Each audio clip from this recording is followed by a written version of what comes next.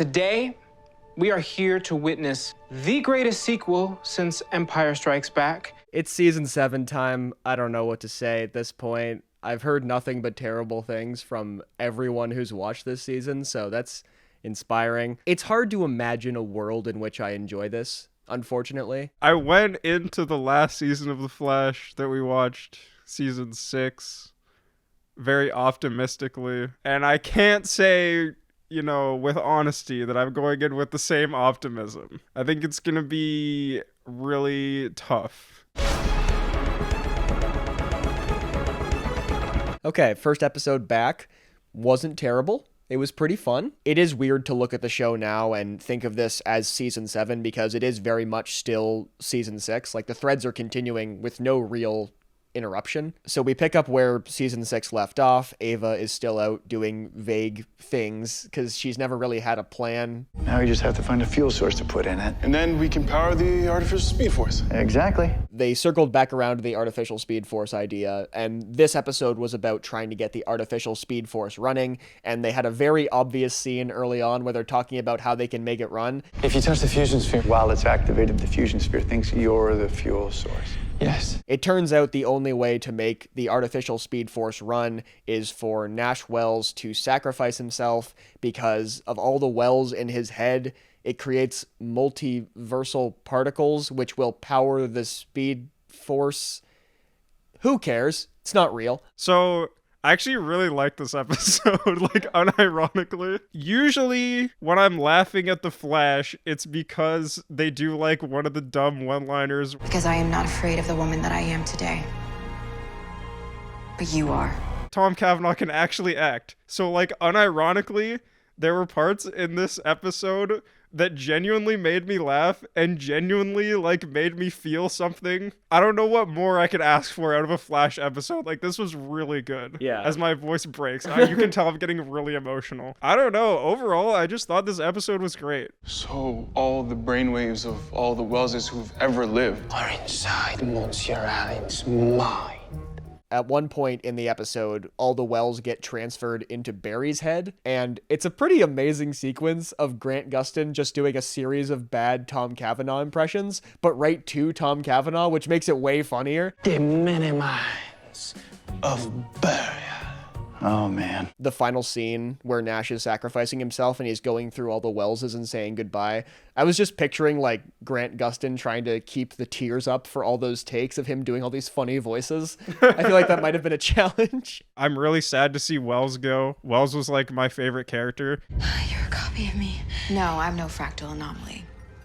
I am a product of your broken mind. The main plot with Barry and the Speed Force stuff was fine. Everything else was just kind of people meandering around. Like, the B story was Iris confronting herself and her insecurity, and then you had Ava literally just sitting at a desk thinking about watching a video file. I don't know who shot and edited that video file because it looked just like footage from season 6. That can't be it, though. Everything I thought was a lie. I'm the mirror duplicate. The big twist of the episode with Ava is that she's not actually Ava. She's actually been a mirror duplicate all along. Who gives a f?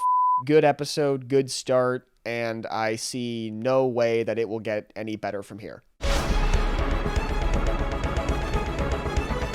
This was another pretty good, fun episode. I liked it. It's weird to like it. It's honestly very weird to like an episode of The Flash, like, on purpose. I actually enjoyed this episode too. This is really weird. I feel like I'm in the Twilight Zone right now. This episode's story is about Barry discovering a new ability he has with the artificial speed force, which is that he can speed think, which basically turns him into robot god. Invert the Feynman shortcut and apply it to 1/2 mass times velocity squared, compensating for tachyon decay. It's just been nice to see them give Barry some versatility in character and how Grant Gustin can perform. It feels like Barry's default mode is, like, sitting around and moping and crying. And it was also nice to see Barry, like, be smart. The thing where Barry has no emotion was really interesting this episode, but it was kind of getting old. I would have been really disappointed if we had to have, like, 2 episodes of that. But it was fun, and there was a good payoff.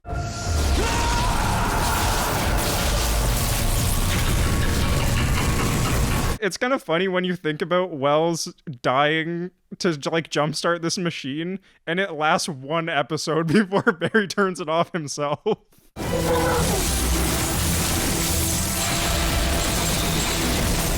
The action was pretty fun too. I really liked when Team Flash teams up against Barry because Barry kind of becomes the actual villain. I like when the characters use their powers together in a way that makes sense and not just like you hit him and then I hit him and then you hit him. I kind of feel like they should have made Cisco the one who took the Velocity X. That would have been a little more interesting because there was much more of a head-to-head conflict there. You cannot predict what I would have done because you cannot predict emotion. The weirdest part of the episode was the stinger at the end, where we flash back to season 1 when Eobard Thawne used the DNA machine to take over Harrison Wells' body. And then we see the reverse flash bury Wells' body. And then the dark matter particles, protons, tachyons, whatever, it doesn't matter, they change it every episode. They reform the original season 1 Harrison Wells, I think is what is happening there. The episode opens with this really quiet, somber reflection of all the Welleses we've seen, and then like, oh, Wells is back, never mind, you. That doesn't belong to you.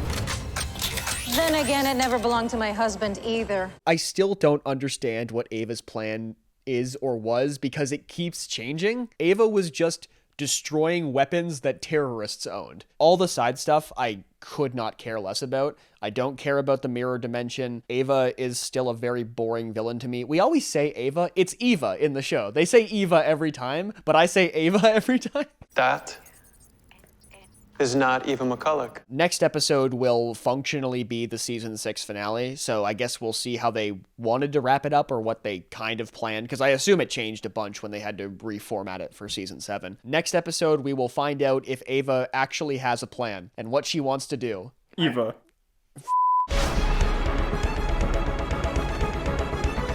This was really limp and bad and kind of a terrible ending to this story, honestly. Maybe just because the last 2 episodes were so fun, this one hurt more. The issue is that, once again, everything comes back to the power of love, and that's really lame and stupid, but, like, it's the CW, so whatever. But they now assert that Barry and Iris's love, now it's, like, an actual recognizable cosmic force. Like, it's so silly.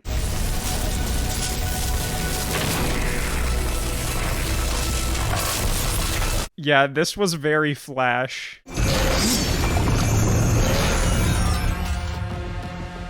What the hell?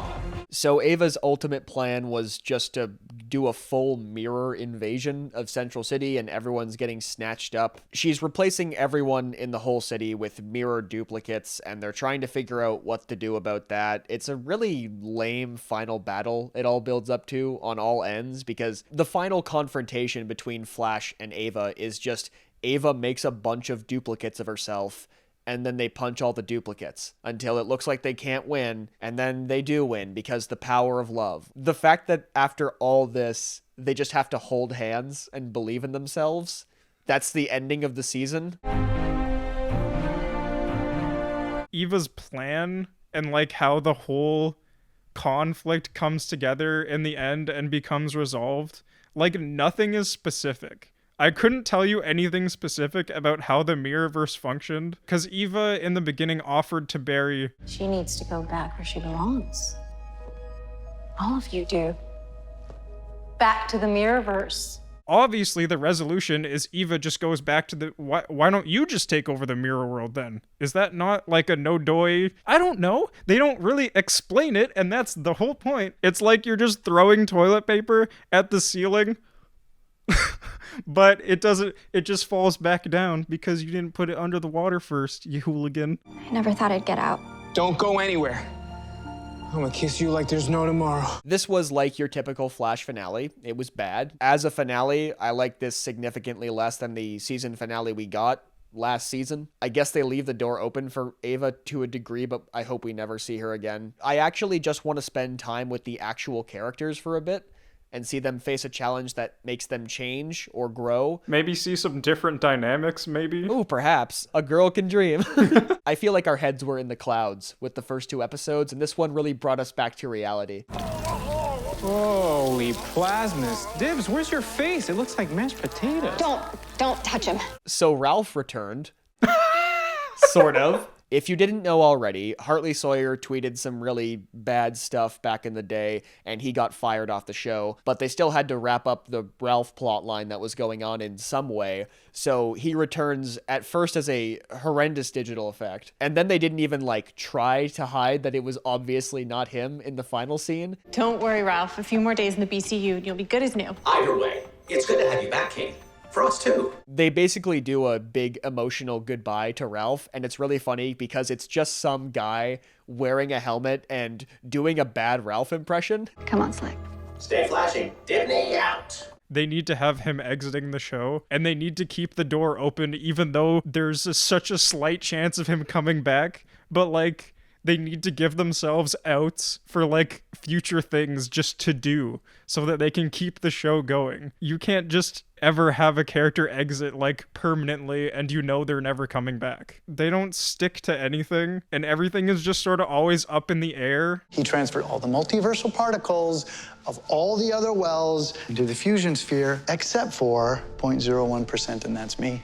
The stinger at the end of the episode is that when they unleashed the new Speed Force, 4 different colored lightning bolts shot out. I don't know if that's implying that there are other speedsters coming with those colors of lightning or what. It doesn't matter. It's not going to be that, and it's going to be something stupider. This was a pretty standard episode. The villain shows up, has an evil plan, wants to blow up the city. I'm going to make your whole city disappear.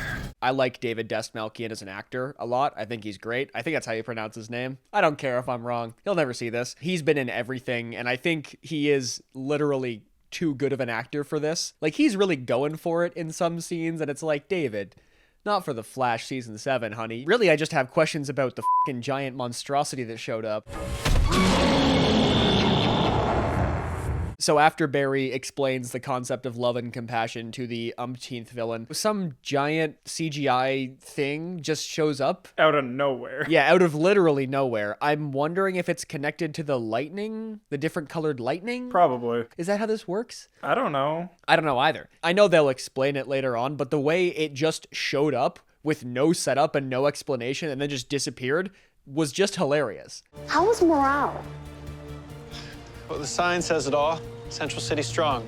The Central City strong being repeated over and over again to go with the theme of trauma. I don't know how long Eva's minions were, like, sacking the city, but I feel like it wasn't, like, that bad. In Showtime, it was still contained within one episode. Yeah. So to now have a whole episode dedicated to, like, the fallout of that, and the whole theme of the episode is like, oh, we're rebuilding the communities destroyed by this. I don't know. It just felt like weird. Saying it out loud, it makes sense. But watching the show, they didn't really give us a good sense of like what was actually going on in the city. And the consequences just don't feel like they're there because sometimes they're not. Why? Hello, Cisco. The ending of the episode showed that Killer Frost and Caitlin have separated into two beings. Like, okay, I don't know what they're going to do with that. It might be funny, it might be interesting, but it's The Flash, so it just kind of feels like they're running out of ideas.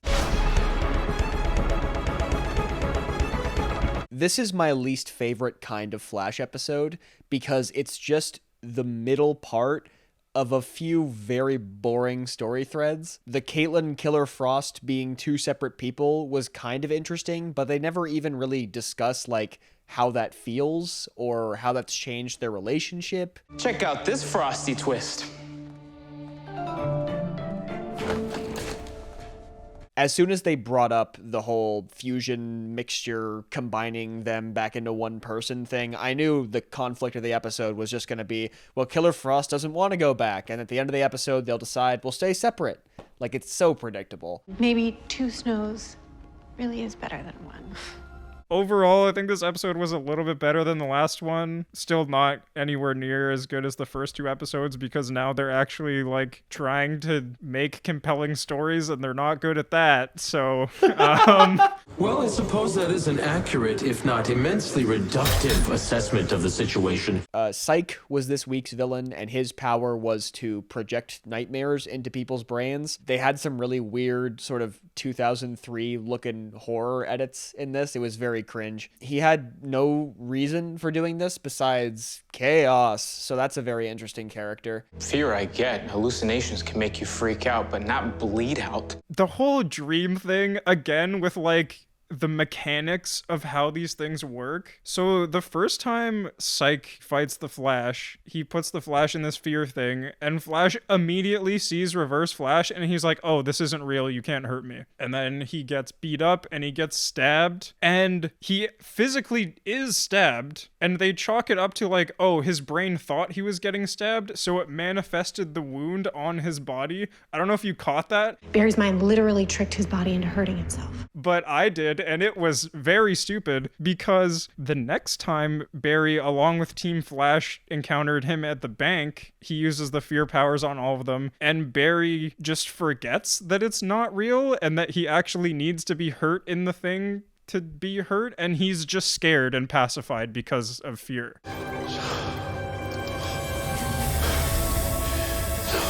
Obviously, Cecile took the center stage in this one. A moment early on in the episode, which I found really funny, when she was first experiencing like the 2003 like scary jump cut thing where you have like a monster here and then jump cut with a bright flash and it's now here, it's closer. So she goes through that whole thing and it's not real, and then Joe comes in and she's freaking out. It was so real. It was so real.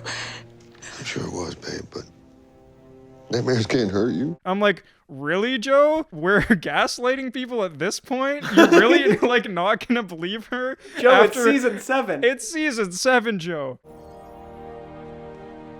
Nora. This physical form is new for me.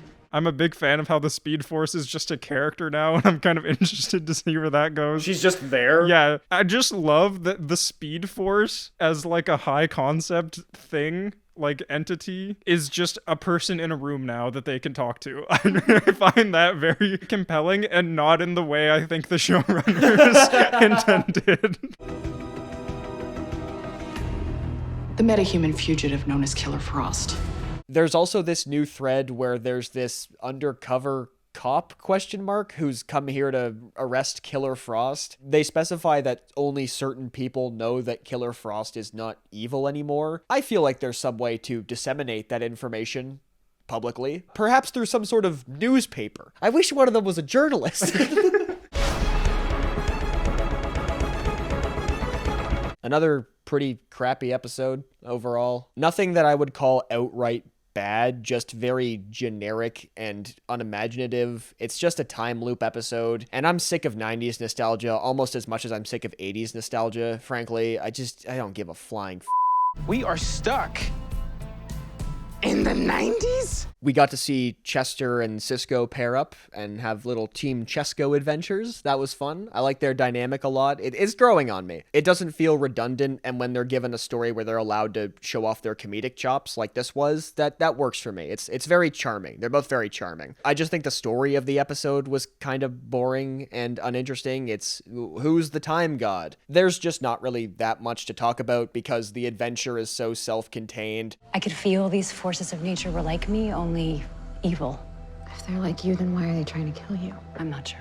The new forces angle is kind of interesting. I didn't even catch that Psych was supposed to be one in the last episode, so I'm not that engaged, I guess. I don't know if these other forces are a thing in the comics, and I actually don't care, and if I read one comment about it, I'll be very angry. Okay, at the start of the episode, I got excited because I was expecting a Team Chesco episode where they get into like a wild shenanigan or two, and I was a bit disappointed. We didn't really learn anything new about Chester, even though this was like Chester's episode for character development. You never had time for me.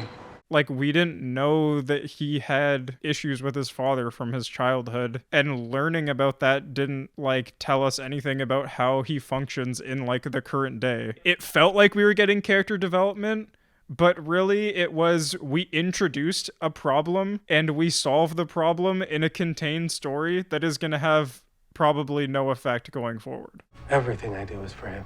And also, he wasn't even looking for that when he went into the conversation with his dad. It just sort of happened. Yeah, this is weird. I think I can point to the specific moment where, like, my enthusiasm was just killed immediately. Look, my pops was a very smart guy. But yeah, as soon as that sad music started rolling and then Chester just started expositing his backstory, I was like, I thought it was going to be a fun episode, and it's this. Dad didn't love me, but wait, he did.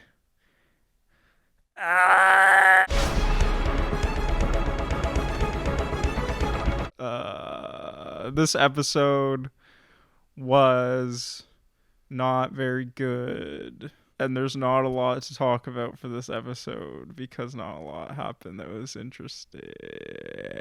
So the episode wasn't that good, but like in the context of the season, I felt like this one was like really obviously a filler episode, and like because of the Speed Force. Well, it's still good that you're here with us. The last time the forces attacked you, you almost died. I don't want to burden anyone. And it's really convenient that these big bads aren't like attacking or doing anything during this time. Isn't that convenient? Yeah, where have they been? This evidence, this anonymous phone call, it's like someone is trying to frame Frost. So this episode is following along with the Killer Frost fugitive plotline, and it kind of all comes to a head here. I've found this whole plotline to be really boring. I don't really care about Killer Frost, and I feel like we haven't had enough time with Killer Frost as a character beyond just talking about how weird it is that she's in her own body, and now she's under arrest. Mark Blaine. That was my name.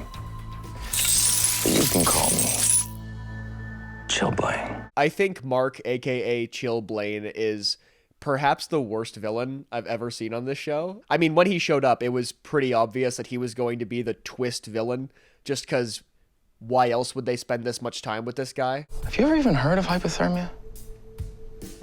So Chill Blaine's backstory is that when he was a kid, he fell through some ice and he was underwater for 15 minutes and he drowned and hypothermia, and he thinks ice is life and death and ice is the ultimate power. The ice? It holds the power of life and death.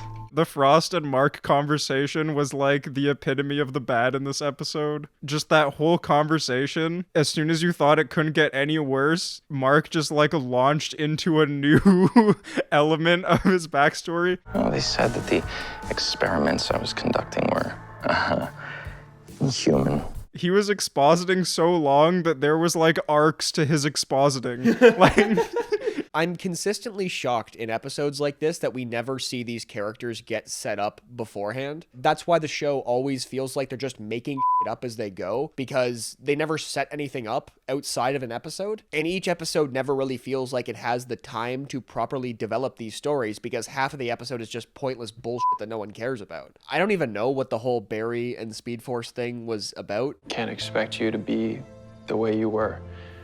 It's not fair to you. To either of us. I guess he was just worried about working with her and trying to get used to her being around. The resolution is just that they have one conversation. I mean, that's the Flash in general, but still, they have one conversation and they're just ready to fight the bad guys. this episode really contrasted with the last one because like nothing happened in the last episode and so much happened in this episode. I'll talk first about like the court thing because that was the main like through line. She must have her powers erased. The court ordered cure I thought was just like so weird to base this whole episode around, just like conceptually. It's just so out of scope for a show like The Flash, I think. This is about what people like you do. Right.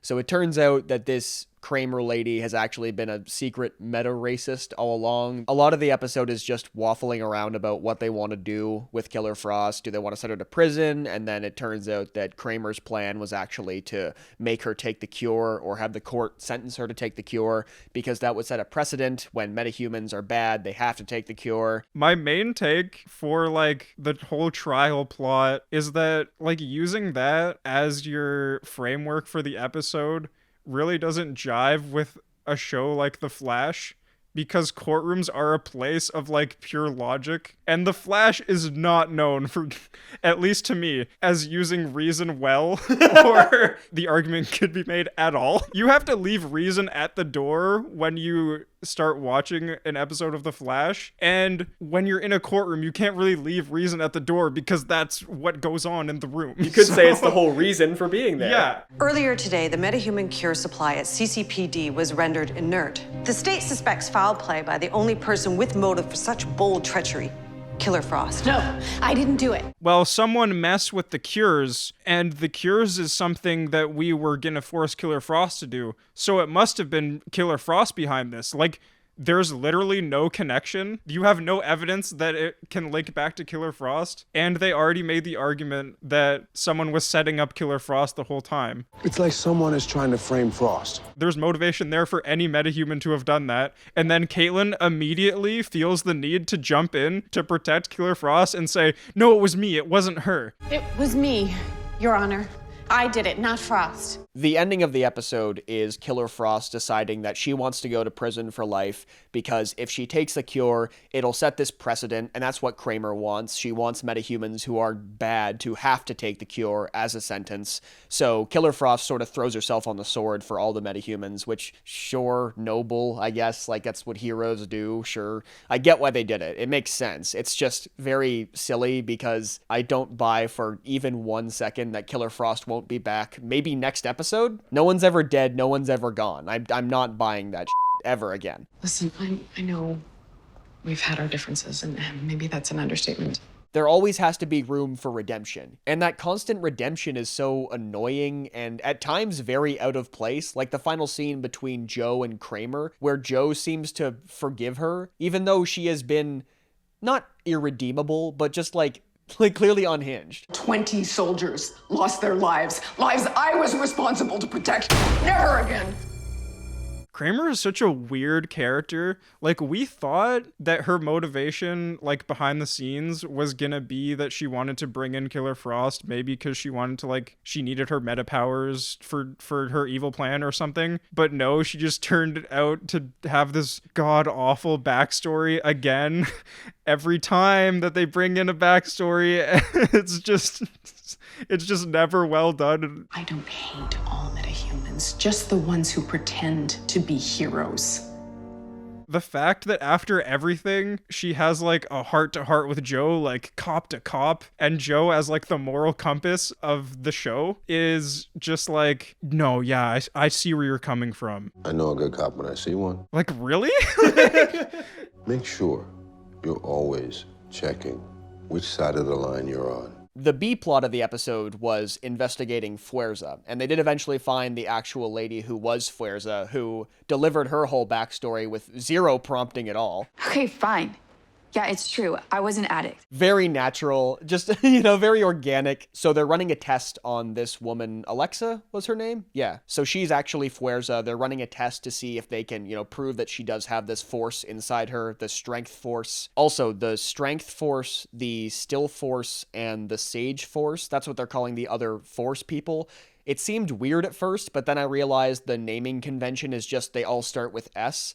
So that's why it's awkward and weird. So it turns out Alexa is Fuerza, and Barry promises, hey, we're gonna help you. That's what we do here. We'll figure this out. And then the Speed Force just fucking murks her, just murders her immediately.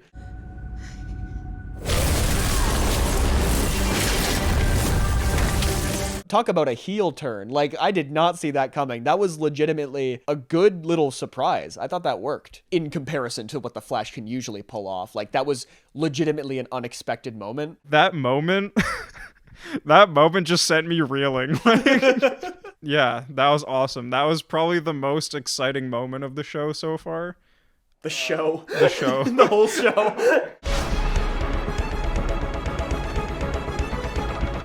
This one was a big nothing for me. The plot of the episode is that Barry wants to find a way to protect the other forces from the Speed Force, who still wants to kill all of them. So he decides he's going to travel back in time to the night he created the forces and stop them from ever existing. But ultimately, Barry can't do it because he looked at all the lightning and it was just so pretty. Well, they're like his children. Yeah. We have to help them become who they can grow up to be.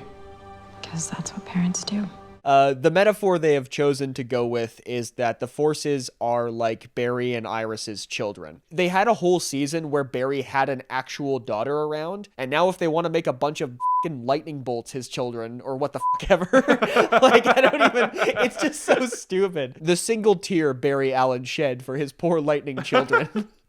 Just so dumb. I think the only force I care about is Dion, because that actor is really charismatic and his motivations for wanting to keep that power actually make sense. As cliche of a backstory as Dion was given in that time travel episode. So please let me fix it. Fix it? Fix it?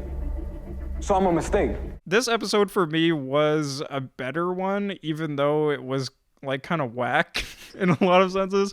Maybe I'm just like going crazy, but I'm like sort of finding a rhythm with the show where I can like appreciate the episodes that actually have stuff going on, and there was stuff going on in this one. It's worth the risk to keep everyone safe. And what about the risk to Nora?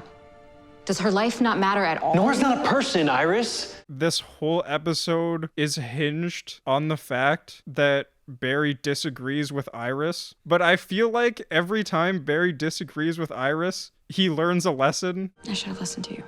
No, I'm the one who should have listened. The thing is, whenever they want Barry and Iris to argue about something, Barry just starts acting wildly out of character. But if something goes wrong, Barry, you might lose your speed. Then I lose my speed. That's not a consequence. I don't need my speed. What the Do you know what show you're on? This is the Fast Guy show. It's called The Flash. News flash, Flash. You're on The Flash.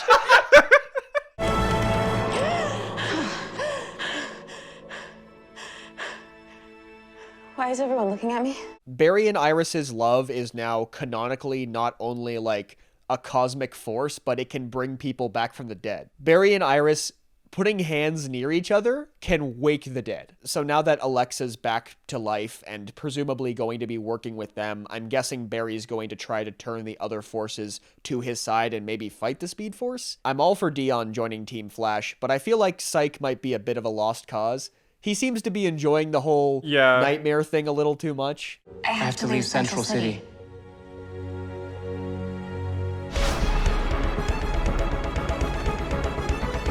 So in this episode, we are continuing the through line of the different forces coming together, and they're really hammering home the whole we're a family parallel thing. They're all referring to each other as brother and sister and mom and dad, and it's not good. You are such an ass.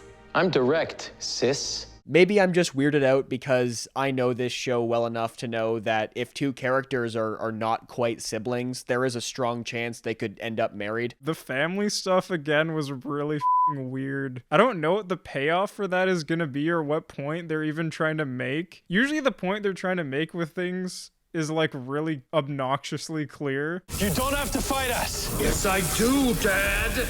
It seems really shoehorned in, even down to the structure of the lines. Like they're just throwing sis, like little sis and like bro into lines, and it just doesn't like sound right when they're saying it because that's clearly not the dynamic. These people don't know each other like that. Last time I saw you, you got thrown out of the yacht club because you couldn't pay your dues. It's true.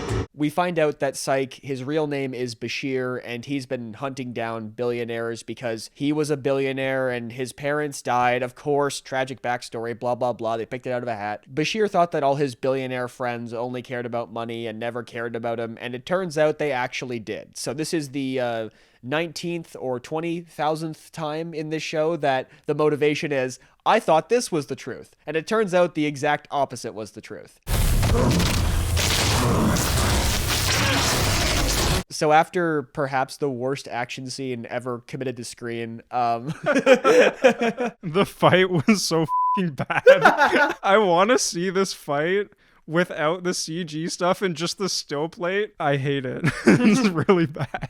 The other things going on were that Kramer returned. Great, our favorite character's back. These bullets contain the metahuman cure, don't they?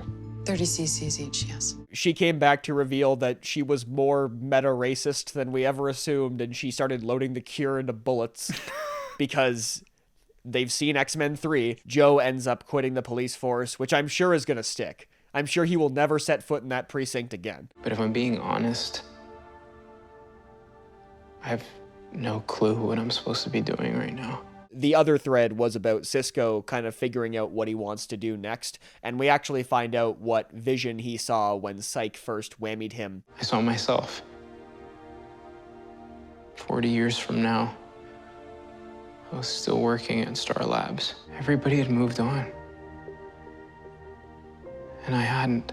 I was concerned that they would give Cisco a stupid reason for leaving the show, but that honestly kind of makes sense. It's always like a 50-50 chance of it being really weird and unnatural when a character leaves the show like that, but it seems like they're putting some real thought into writing Cisco off in a way that makes sense, and I see no reason for this to not make sense. Cisco's leaving speech was kind of boring, but like it made sense. Yeah, they were drawing it out a little bit, and they were playing the cheesy music, and he's talking to his girlfriend, and she's like, babe, you just need to take time and like think it over, yada yada.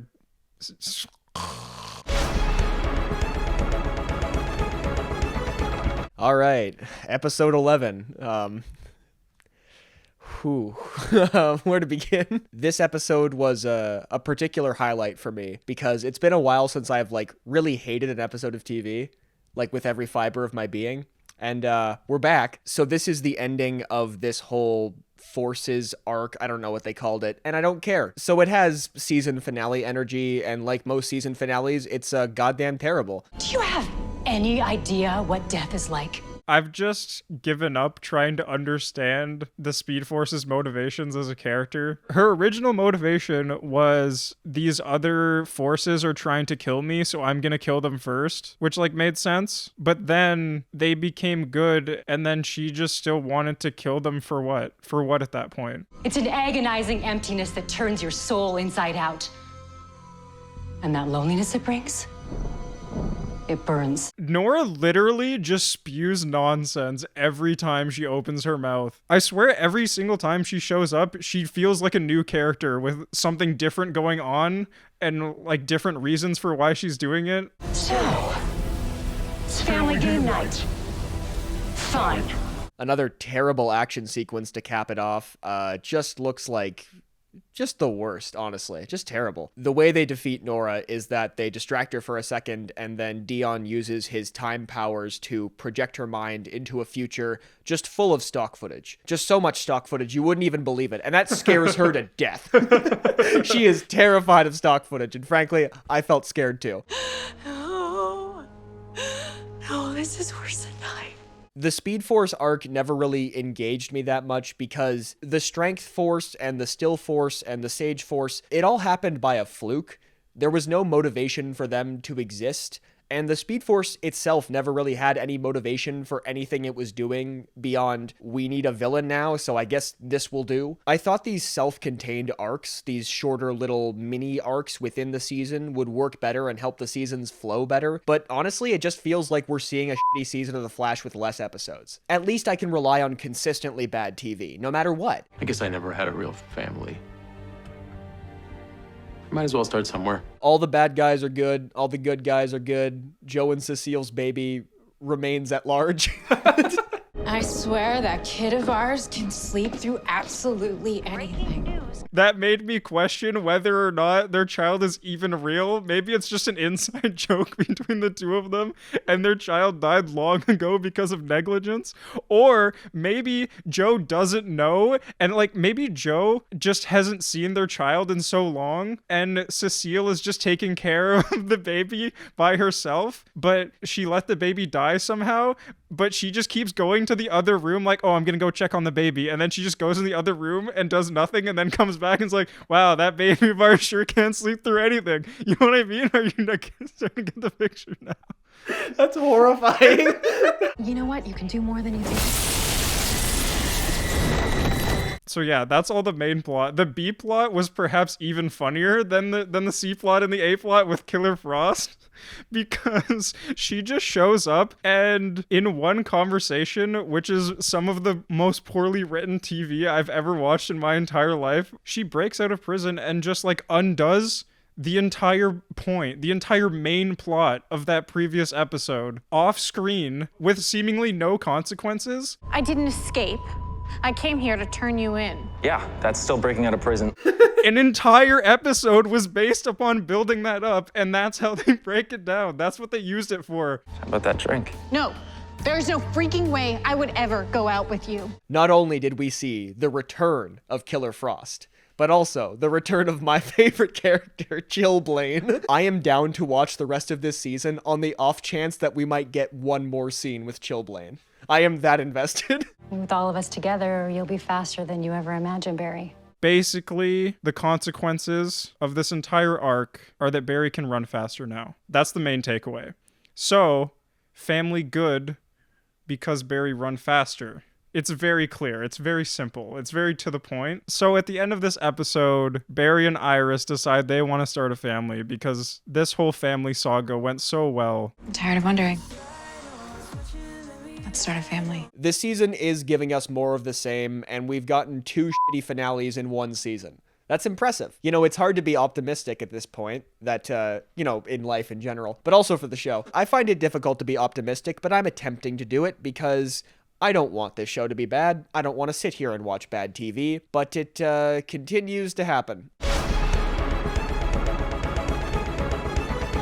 This was wonderful. This was just lovely. I actually loved this episode. I wouldn't say I cried, but I came very close near the end. This was Cisco's goodbye episode, and I think it was perfect for that. The tone was amazingly fun and light. I got my dream job, gonna go to Argus and do some science. And yet you did still get a good sense of, reminiscing and reflecting on everything they've been through. And while the show has done that a lot, when they wrote off Wells, that didn't quite hit me as hard as this because, obviously he'll be back. But with this, it really did feel like, okay, the show is going to change now. I think the whole emotional through line was a little weak just because, initially he thinks none of them care about him, but obviously they do. No, we don't want to get rid of you. I mean, we're barely holding it together.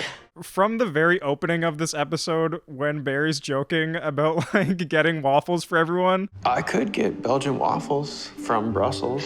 Yum, that's Should I do it? That's what I yearn for. I yearn for the Flash to be excited about being the Flash. It's no fun when Barry's just moping around and sad all the time. I felt like I could relate to that energy because if I was the Flash, I would be getting waffles for my friends all the time as well. As we've said before, the best episodes of this show are the ones where they're just allowed to have fun, and the villain of this episode, or quote-unquote villain of this episode, their power was making people have fun. The best sequences in the episode came from that. The scene where Barry comes back in and he's been whammied, and that reveal shot was so incredible.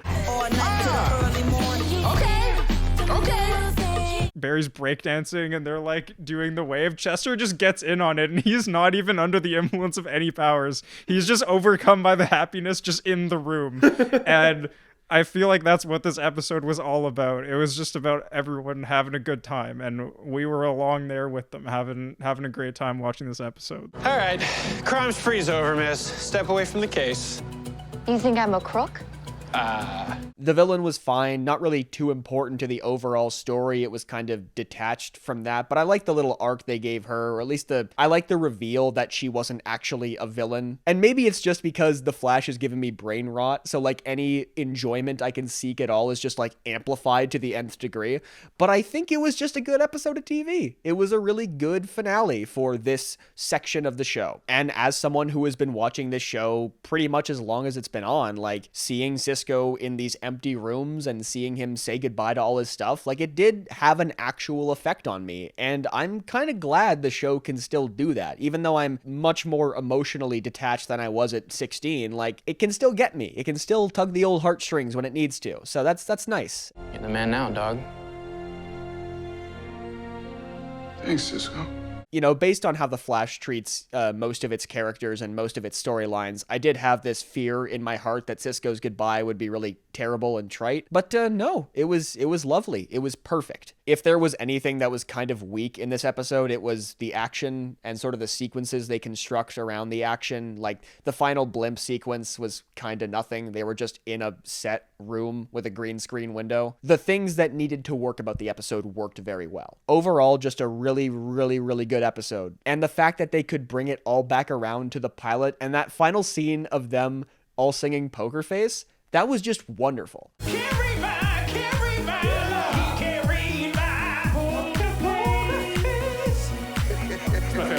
Like, obviously, I haven't watched the whole show, so a lot of the Cisco, like, nostalgia stuff, like the montage they didn't really hit me as hard as it hit Ross, but the jokes landed for me, and, you know, that's what I appreciate from the show. If I can take away any positives from the show, is it does make me laugh every episode for whatever reason, whether it's like this episode and it's genuinely really funny, or the ones where it's just like so bad, so boringly bad and poorly written and like contrived and meaningless that like I just laugh at it, because if I'm not gonna laugh at it, I'm either gonna be crying or sleeping.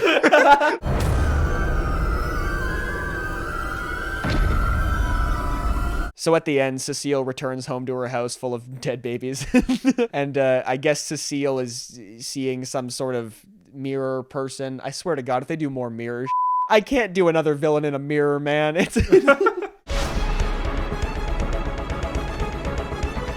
So the two stories of this episode are Cecile dealing with her past in the psych ward, which we have just learned about now and will presumably never hear about again. Cecile, the force storm was 2 weeks ago. Have you been in here this whole time all alone? Apparently, Cecile has been trapped in her own brain for 2 weeks, so Grant's dead baby theory is looking more and more right the more the show goes on. And the other story is about Chester taking Cisco's place and kind of finding his own way to it. And of course, because it's the Flash, he makes one mistake and it ruins his whole life, and then he does one thing right and he's fine again. If Barry's brain activity stays like this, he could be comatose for the rest of his life. So the formula for episodes that don't largely revolve around like the main plot of the season are either silly episodes or episodes like this one where it just revolves around a side character and they just have them do something and have like a story revolving completely around them that is totally irrelevant. This is the show at its absolute worst, when you just like choose a side character and throw something new into their past that like no one knew about. Babe, I had no idea. Why didn't you tell me this before? Well, because she just found out about it when she read the script, that's why. And another thing, I feel like this episode was trying to deal with mental illness in like the most Flash way possible. I told myself, toughen up. I really think the logic that put Cecile into the mental hospital in the first place is what was really crazy. I was working around the clock. Even when Mom got sick, she died all alone, Barry. She died alone because of me. So she blamed herself, had a mental breakdown, went into mental hospital, and then got out, got on with her life, and then didn't think about it until years later after she was married. And then, you know, had to confront it again. And then her husband just tells her, like, well, we gotta look after that, you know, to keep healthy. And then that's it. We need to start taking good care of ourselves. So I don't know what the show is trying to tell me about mental illness through this whole like convoluted backstory that doesn't mean anything. I know that's like perhaps thinking about it too much, but when that's the only thing going on in the episode, you can't not think about that. Feeling pretty confident, huh? Oh, I am now. Also, Sue is back. Just Sue, no Ralph. I have a feeling we'll never see Ralph again, and I am perfectly fine with that because he's deeply annoying. I honestly think I'm enjoying this season more just because there's no Ralph. I didn't realize how much I disliked that character until he was just gone instantly, and I'm like, oh, this is actually much more fun. And Chester's better at comic relief. Iris is better at comic relief. Speaking of comic relief and Iris, there was a very funny scene where she and Barry were having sex in Star Labs, and Chester comes in and finds them, and it's like, whoa, were you having sex in here? Is this written by a fucking 12-year-old? You're down here and he's down here. Then that would be... No, man. No. Oh, my. No. This was bad. This was just nothing. This was a real nothing episode. Also, Kramer is still around and seemingly going to be a running villain this season, which I just really don't care about at all. The only main plot thing we got is Kramer's back. Ugh. This episode was perfectly fine, perfectly okay, very average, very neutral. We have the return of evil microwave hands. God, I missed her.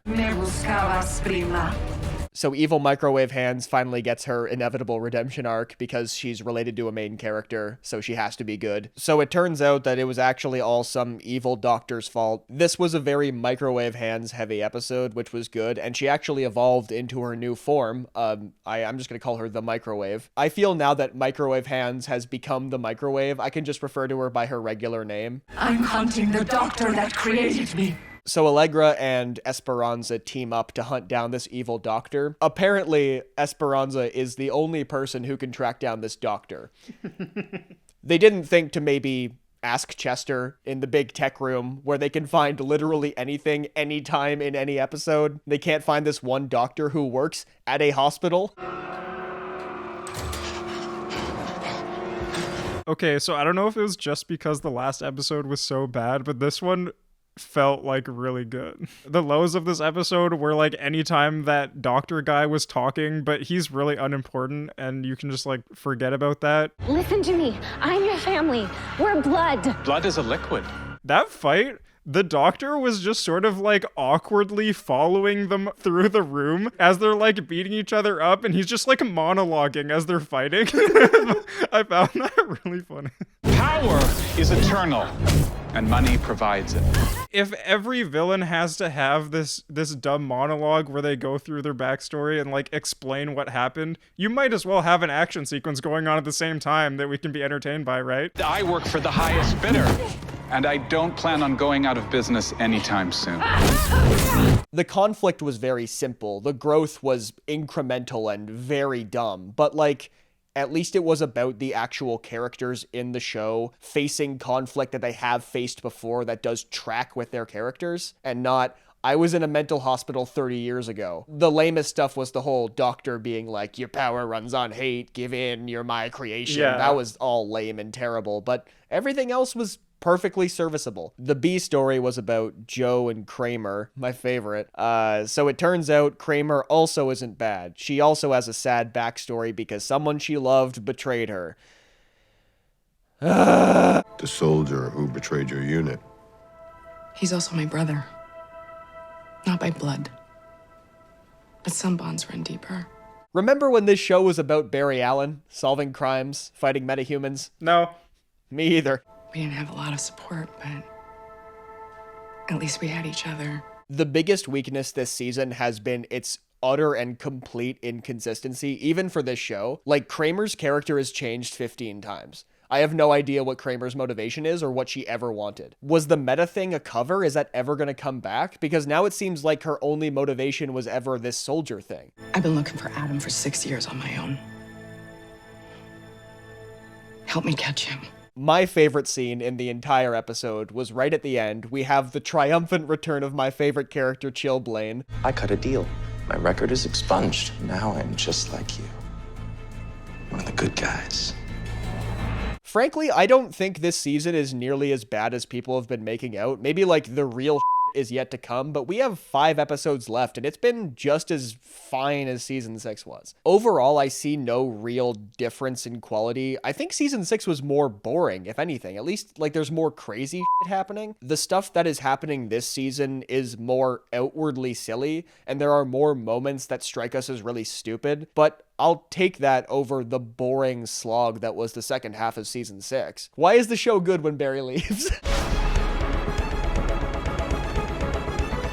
I don't have a lot to say about this one. It was pretty boring overall, but Godspeed did finally return. The most notable thing about this episode is that Iris was just not there at all, and it was very obvious that she was not available for this one for whatever reason, because Barry's always talking to her on the phone and yelling at her off screen. I gotta drive these samples to Star Labs, otherwise chemical integrity could be compromised. This was a very action-heavy episode, and the action was pretty fun. It was very considerate of the other Godspeeds to not use their super speed when they were fighting Caitlin, or rather Killer Frost and Chillblaine. Honestly, it's just kind of nice to see consistent speed stuff happening in the show called The Flash. Feels like it's been a while. How many episodes has it been since Barry's super speed was actually important to the show? Like 3? Oh yeah, the other thing that happened was Caitlin was doing an operation on Esperanza to fix her voice or whatever. Esperanza could be dead or she could be fine. Who knows? They never resolved it. The Godspeeds also just left them alone in that room, which was, again, nice of them. I guess that you're done with me. You're not gonna let me spend the night, huh?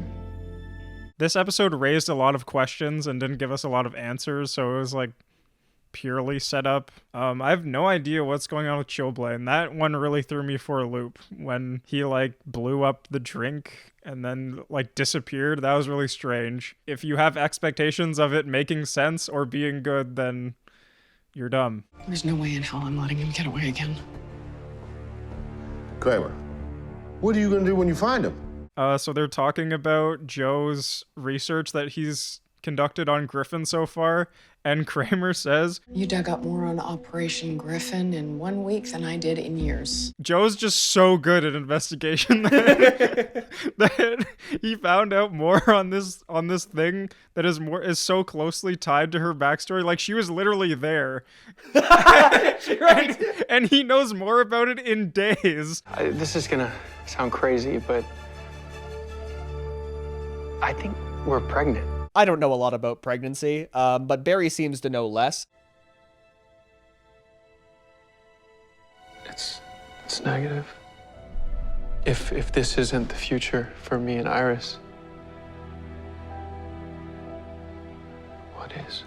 The show's attitudes towards like any adult topic like sex or pregnancy is just so immature. I like to think canonically that Barry's sperm travels faster than most people's. Like, if you have a microscope on that, the little tails are just like... Yeah, thank God we're so mature about sex. Yeah. Well, that was some bullshit. In this war, we fight versions of ourselves. But when two sides are evenly matched, there is no winning, only endless suffering. So apparently the Godspeed War is all about trying to find August Hart, who is the original Godspeed, and if one side of the Godspeeds gets him, that would be bad or good. They capture a Godspeed and have an interrogation, and in that interrogation, the Godspeed reveals that the other Godspeeds, the ones we saw last episode, were trying to steal Barry's speed for August Hart. These new Godspeeds want to kill August Hart because if they kill August Hart, they will continue to exist, and if they don't, they won't. So join us, Flash. And by doing so, you can end this war. And I think this episode, more than any other this season, has been completely nonsense. Like, usually there's at least one plot line in an episode that is just total gibberish and makes no sense if you think about it. But this episode, every single plot line and every single thing that happens is just out of left field. Something's wrong.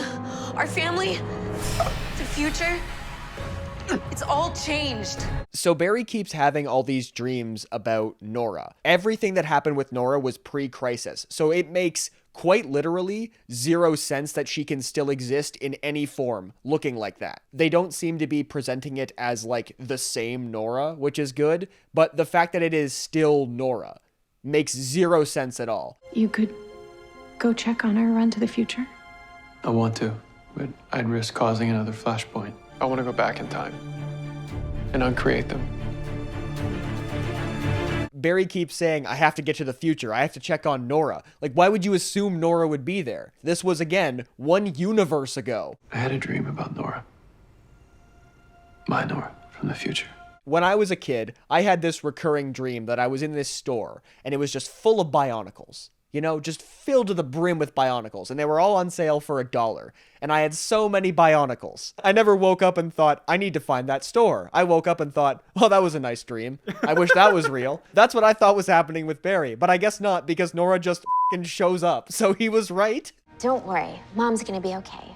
I'm proof that everything works out all right. Iris is also still out of commission for reasons they haven't explained. Maybe Nora being back has something to do with that? Like her existing again is messing with the timeline, but that wouldn't make sense. It doesn't f***ing matter because they're just making shit up as they go. Iris was gone last episode, and she was gone for the majority of this one except that one scene, so maybe Candace Patton was just sick and they had to think of a reason to have her off the show for a while, but like, this is not the point in the show where Iris should just fucking disappear. Because this is when, like, their family is being established. I've been using all my stillness just to stabilize her. Otherwise, she'd fracture through time itself. The other subplot was Army Guy in the woods. He looks like he's part of some future war, which is really funny because there is a future war going on in this episode, and he is not a part of it. Kristen Kramer died in that explosion. That means you're dead. The other running thread was Allegra and Esperanza. Esperanza just fucking dies.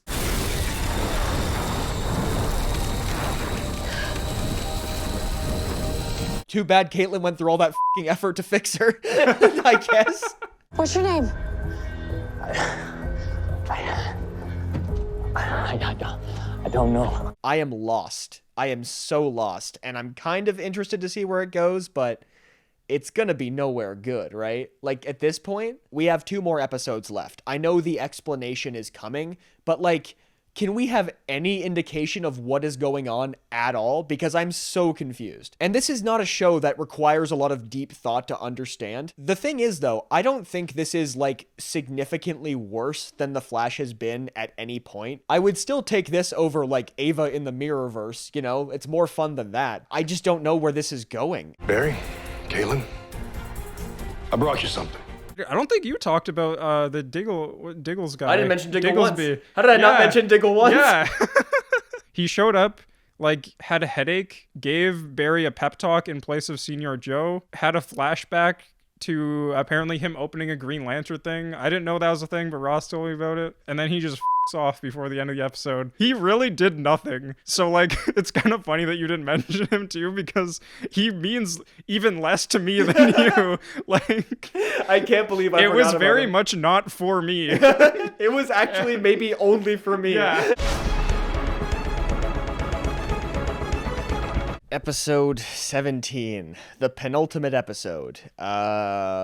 I still don't know what's happening at all. I'm just glad our family's finally together.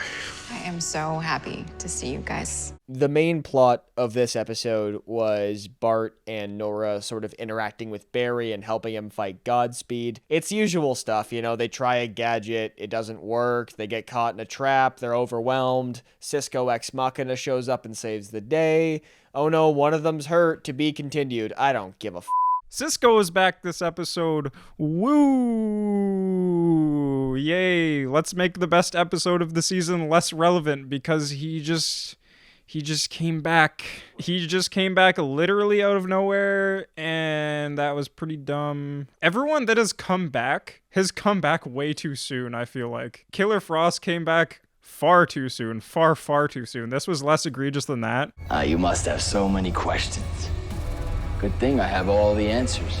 When characters reveal their plan all along, it is always the most bullshit, dumb, boring, enraging, funniest thing. And I feel like Godspeed's reasons for doing all of this is just gonna, like, at this point, it could be literally anything. Infinite velocity will soon be mine. he's gonna get all the velocities. I don't know if he knows what that word means, and at this point I'm questioning if I know what that word means even. It's kind of crazy that in the very last scene before the finale, we are actually meeting the main villain of this part of the season at least, and we still have absolutely no idea what is happening or why. Rather than explain what the is going on, they're just going, oh, here's Jay Garrick, here's Cisco's back, everyone's back, where's Chillblaine? Yeah, no Chillblaine in this episode. I don't know if it would be funnier if he shows up in the final episode to do nothing, because if he's taking up screen time in the final episode to resolve that, like why would you do that? Why would you wait till the final episode? But then also it would be equally funny if they just didn't resolve that this season and just put it off until next season. I think that's what they're gonna do. Probably. We're gonna talk about it? Talk about what? That Craig said that he saw you die. Just drop it, West. Where is the Joe and Kramer plotline going? Why is that still going on? Why is Kramer still in the show? And is she still going to be around next season? Because I am not watching. Who's if that's the captain? Case. Who's currently running the CCPD? My real question is, who is taking care of Joe and Cecile's baby right now? Because they're both so busy. Barry's never gonna believe this. So we have another moment of complete nonsense. So Jay Garrick is back. But not only is Jay Garrick back, but his wife is back as well. And his wife was the doppelganger of Barry's mother from the Earth that Jay was originally from. We last saw Jay and his wife in that episode in season 6 where they went into the future and saw Crisis. So my assumption based on Crisis is that Jay Garrick and that version of Nora no longer exist, because there is only one Earth now, and they were doppelgangers of Barry's parents, and presumably Barry's parents would be the only version of those people who would exist at all in that timeline. So instead, Jay Garrick and his wife just show up. I'm just rolling with it because I have no reason to believe that everything we've seen won't be contradicted in the next episode. There is no reason at this point to believe that any semblance of consistency will exist in this season or in the show in general. The funniest thing to me is imagining someone who's been watching this show for years, watching this season and being like, finally, they made it work. There has to be at least one person out there who's enjoying this, and I have to meet them.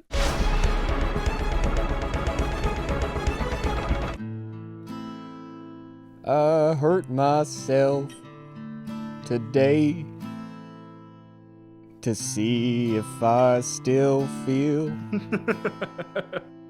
I focused on the pain, the only thing that's real. And you could watch The Flash. Still my favorite show. It will let me down. It will make me hurt. Tell me what the hell's going on. Or what? Episode 18. We did it again. Against all odds, we survived. No one thought we could do it. All the haters said it was impossible, but maybe we watched season 7. Kill the adversary. So this episode was just a lot of wonderful action sequences. The first fight scene was the Flash family. They're all back, even Jay Garrick, even though he shouldn't exist. They're all there. So each of them individually Each of them individually fights a Godspeed, and then all the Godspeeds get up and they're fine. Fighting the other Godspeeds doesn't matter at all because we know it's all going to come down to the main Godspeed in the end, because the beginning of the episode he talks about wanting to reabsorb them as part of his plan. So Godspeed is perhaps the worst seasonal villain of this entire show. The Speed Force is a close tie, but, like, at least the Speed Force had, like, zero reference for humanity and was basically born yesterday in that universe. So, like, I understand why it made no sense at all. Godspeed is, like, an actual person who was a physicist. Once upon a time, there was a young physicist named August who dreamed of moving faster than light. So it turns out what Godspeed really wanted all along was more speed. And I liked that plot a lot better when the villain's name was Zoom, and it was in season 2.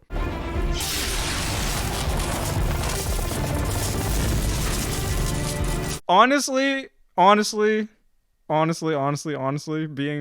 100% real. It was kind of nice to have a sword fight. I think the reason why it doesn't actually work is because there was no explanation. Action scenes work a lot better when the main elements or any elements you drag into the fight are introduced before the action actually starts. I was completely thrown off guard when it came out of nowhere that Godspeed just like drew this lightning down and just had a sword, which is acceptable at that point because, you know, we don't know anything about Godspeed. That's kind of been his thing. But then Barry and Thawne both immediately do the same thing, and it's just, okay, they can do that now. You could have killed him. Wasn't that the plan? So for some reason, Barry hinged the life of his children and his wife and all his friends on reawakening his worst enemy from actual death and using him to fight this new enemy, even though he knew that Thawne would betray him, which he says. His one limit is he can't let anyone else kill me. That's why I knew he'd turn on me the first chance he got. I get why they brought the reverse flashback because, you know, Tom Cavanaugh's back, but like, why would Barry even bother to reawaken him? He knows Thawne is more powerful than his kids, maybe. But like, they were doing a pretty good job against like 5 Godspeeds at a time. But can they make lightsabers? They didn't try. We don't know that they can't. What did you do? I got faster. So after the big fight, they send Godspeed to jail, and Jay Garrick brings up the valid point that He knows your real identity. What if he talks? But don't worry, it's okay. Since he's a speedster, Speed Force Nora, trademark pending, can indeed wipe his memories. Speed Force Nora was able to remove that from his memory. So we'll see if that ever comes up again, because that's new. Pulled that one out of their ass. It's finally over. Great. Can we eat now? Season as a whole, I enjoyed watching this one more than the last one. I don't know what to chalk that up to at this point. Last season was really bogged down by boring mirror world scenes of Iris just like sitting there. Don't get me wrong, there were still slogs. Somebody to be. You can't count on time. If I had to boil it down to one word, it's just renewal. Because I often ask myself, like, what are they doing with this show? What is the point? Obviously, they're not trying to tell, like, a compelling story, because have you watched this fucking show? So I've come to the conclusion, after watching this final episode, that their main goal is renewal. Okay. Their main goal is renewal for a new season. Oh, I see.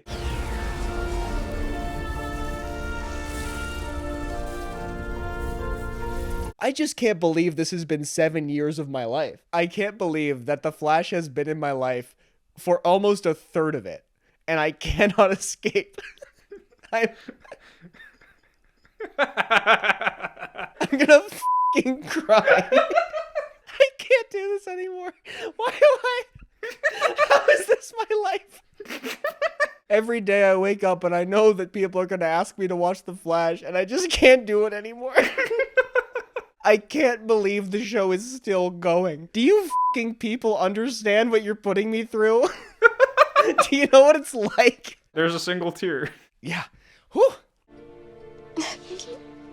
Ever since we met, you've been my lightning rod. As a final insult, almost, to end the season on Barry and Iris renewing their fucking wedding vows, to have the gall to do all of that and not even show Chillblaine again. I just wanted to let you know that my meta test came back positive. Everyone who said this season was worse than the last one, off. Like, it was bad. Like, obviously it was bad. I feel if you really had any emotional investment left in this show by season 7, like, that's on you. Honestly, I'm inclined to believe the show has always been bad.